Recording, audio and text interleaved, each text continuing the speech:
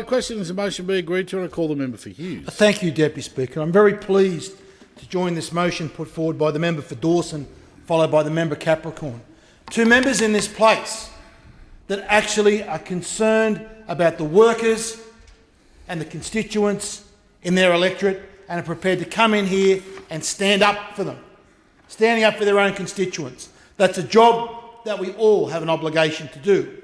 And I'll be very interested to listen to the member for Herbert's contribution to this debate to settle whether she stands up for the constituents of her electorate, like the member for Dawson and the member for Capricorn have. Now, Deputy Speaker, the member for Dawson says in his motion, he recognises the long-term global demand predictions for coal. Now, if I listen to members of the Labor Party during this debate, and also the Shadow Minister for Climate Change, who's observed it, and he said, the demand for thermal coal exports around the world is in rapid decline. We've heard this from member after member on this side, that coal is in decline. Well, Deputy Speaker, let's look at what the evidence is rather than just the bald-faced assertions of Labor Party members. Firstly, the Minerals Council. What do they have to say about this story that coal is in decline? The Minerals Council have said the value of Australia's thermal coal exports is expected to grow by 28%. In 2016. So when I repeat that, expected to grow by 28% in 2016-17 to 19 billion, according to official forecasts. Okay, well, that's the Mineral Council. What about some other interesting groups, Deputy Speaker? What about the Resources and Energy Quarterly, Deputy Speaker, the most recent one put out by the Government Department? What do they say about coal exports and coal trade? I quote directly from them. Global thermal coal and lignite demand is projected to increase.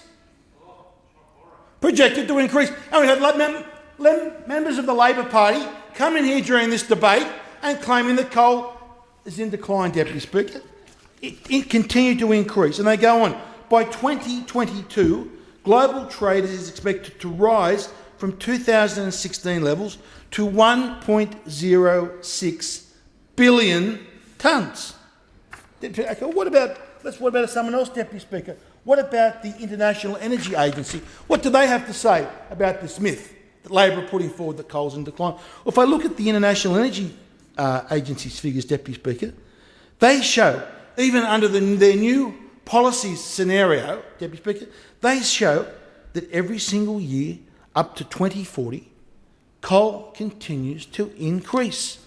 So, Deputy Speaker, they are the facts. Now, what about coal power stations being constructed around the world? What could be driving this increase? Well, if I look at a report, Deputy Speaker, and this is not a report from the Minerals Council, this is from the Sierra Club and Greenpeace, hardly the friends of coal, and this is a report they put out to try and show that coal is somehow in decline. But if I look, Deputy Speaker, they show, again, this is a Greenpeace report, they show that there are 824,531 megawatts of coal-fired power stations under active development. So let's put that in some context. We know that the Hazelwood power station that closed down was 1,600 megawatts. That's the equivalent of 540 Hazelwood power stations currently under active development around the world.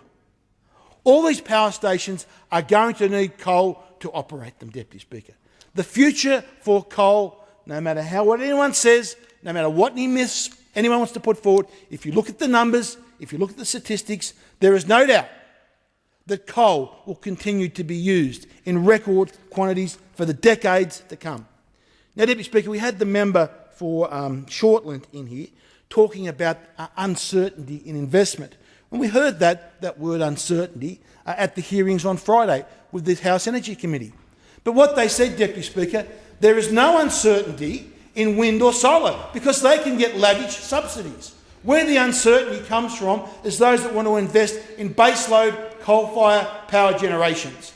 And that is what this nation needs, Deputy Speaker. That is the reason why energy costs in this nation are going up, because we've had baseload coal-fired power stations closing and replaced with intermittent and useless wind turbines.